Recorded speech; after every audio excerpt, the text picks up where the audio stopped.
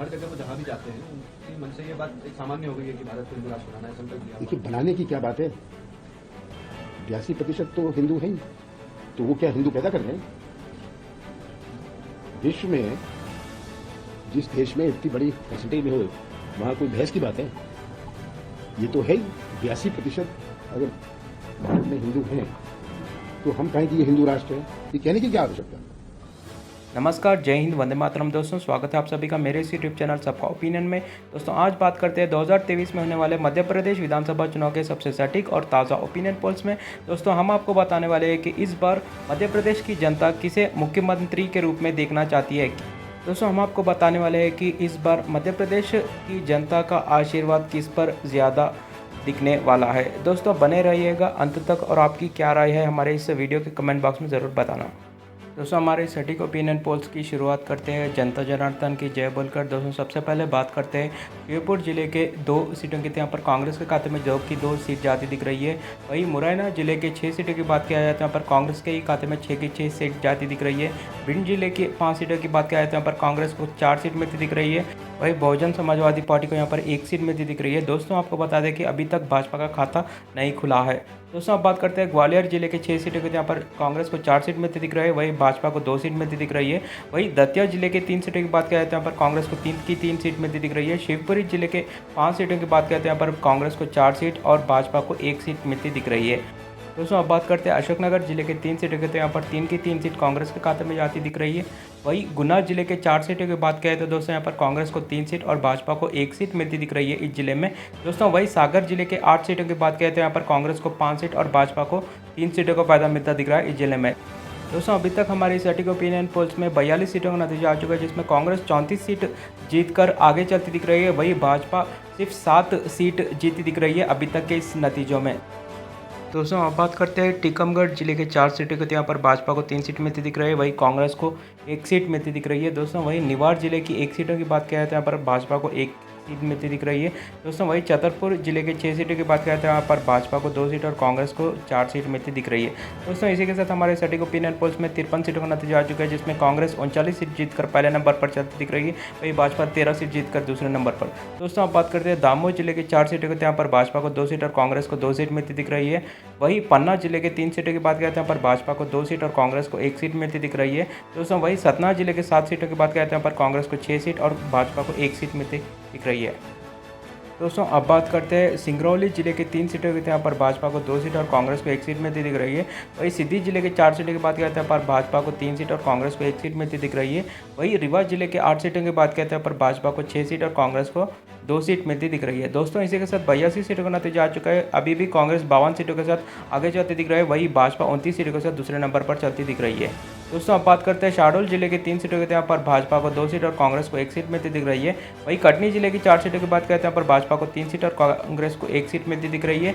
वहीं अनूपपुर जिले के 3 सीटों की बात करते हैं, यहाँ पर 3 की 3 सीट कांग्रेस के खाते में जाती दिख रही है। दोस्तों, अब बात करते हैं जबलपुर जिले के 8 सीटों के। यहाँ पर भाजपा को 4 सीट और कांग्रेस को भी 4 सीट मिलती दिख रही है इस जिले में। वहीं डिंडोरी जिले के 2 सीटों की बात किया जाए तो 2 की 2 सीट कांग्रेस के खाते में जाती दिख रही है।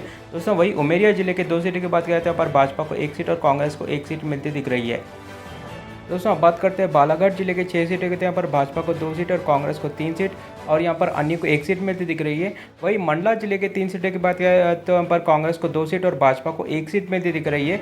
दोस्तों, वहीं सिवनी जिले की 4 सीटों की बात करें तो यहाँ पर कांग्रेस को 2 सीट मिलती दिख रही है इस जिले में, वहीं भाजपा को भी इस जिले में 2 सीट मिलती दिख रही है। दोस्तों, अब बात करते हैं छिंदवाड़ा जिले के 7 सीटों की बात किया जाए तो यहाँ पर 7 की 7 सीट कांग्रेस के खाते में आती दिख रही है। वहीं बैतूल जिले के 5 सीटों की बात किया जाए तो यहाँ पर कांग्रेस को 4 सीट और भाजपा को 1 सीट मिलती दिख रही है। दोस्तों, वहीं नरसिम्हापुर जिले के 4 सीटों की बात किया जाए तो यहाँ पर कांग्रेस को 3 सीट मिलती दिख रही है इस जिले में, वहीं भाजपा को इस जिले में 1 सीट मिलती दिख रही है। दोस्तों, अब बात करते हैं होशंगाबाद जिले के 4 सीटों के। तो यहाँ पर भाजपा को 3 सीट और कांग्रेस को 1 सीट मिलती दिख रही है। वहीं हरदा जिले की 2 सीट भाजपा के खाते में जाती दिख रही है। वहीं रायसेन जिले के 4 सीटों की बात किया जाए तो यहाँ पर भाजपा को 2 सीट और कांग्रेस को 2 सीट मिलती दिख रही है।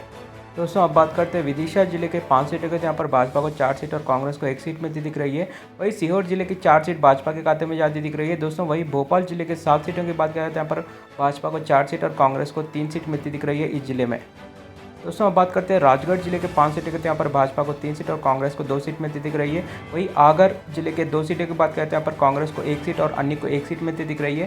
दोस्तों वहीं शाजापुर जिले की 3 सीट यहाँ पर कांग्रेस के खाते में जाती दिख रही है। दोस्तों इसी के साथ 169 सीटों का नतीजा आ चुका है। दोस्तों अभी भी कांग्रेस 98 सीट जीतकर पहले नंबर पर चलती दिख रही है और यहाँ पर भाजपा 68 सीटों के साथ दूसरे नंबर पर चलती दिख रही है। वहीं बहुजन समाजवादी पार्टी यहाँ पर 1 सीट जीती दिख रही है अभी तक की सटीक ओपिनियन पोल्स में। दोस्तों अब बात करते हैं बुरहानपुर जिले के 2 सीटों के, यहाँ पर कांग्रेस को 1 सीट और अन्य को 1 सीट मिलती दिख रही है। वहीं देवास जिले के 5 सीटों की बात करते हैं, यहाँ पर कांग्रेस को 2 सीट और भाजपा को 3 सीट मिलती दिख रही है। वहीं खंडवा जिले की 4 सीट भाजपा के खाते में जाती दिख रही है। दोस्तों अब बात करते हैं बड़वानी जिले के 4 सीटों के, यहाँ पर कांग्रेस को 3 सीट मिलती दिख रही है जिले में, वही भाजपा को 1 सीट। वही खरगोन जिले के 6 सीटों की बात करते हैं, यहाँ पर कांग्रेस को 5 सीट और अन्य को 1 सीट मिलती दिख रही है। दोस्तों वही झाबुआ जिले के 3 सीटों की बात करें तो कांग्रेस को 2 सीट और भाजपा को 1 सीट मिलती दिख रही है इस जिले में।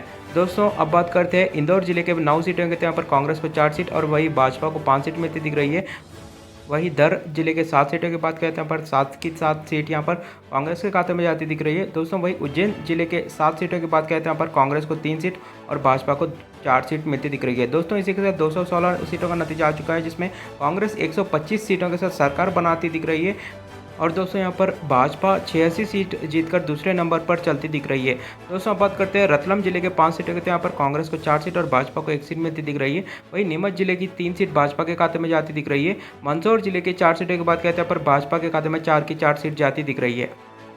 दोस्तों आखिर में अलीराजपुर जिले के 2 सीटों की बात करते हैं, यहाँ पर कांग्रेस को 1 सीट और भाजपा को 1 सीट मिलती दिख रही है। दोस्तों इसी के साथ हमारे सटीक ओपिनियन पोल्स में मध्य प्रदेश विधानसभा चुनाव के पूरे 230 सीटों का नतीजा आ चुका है, जिसमें कांग्रेस 130 सीट जीतकर जबरदस्त जीत हासिल कर सरकार बनाती दिख रही है। वहीं भाजपा सिर्फ 95 सीट जीतकर दूसरे नंबर पर सिमटती दिख रही है। दोस्तों आपकी क्या राय है हमारे सटीक ओपिनियन पोल्स में, ज़रूर बताना कमेंट बॉक्स में। वीडियो अच्छा लगा तो लाइक करना और चैनल ज़रूर सब्सक्राइब करना। दोस्तों धन्यवाद।